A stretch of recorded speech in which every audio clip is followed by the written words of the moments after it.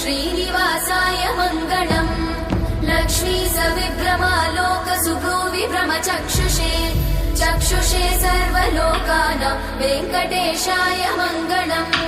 श्रीवेङ्कटाद्रिशृङ्गाग्रमङ्गलाभरणाङ्ग्रये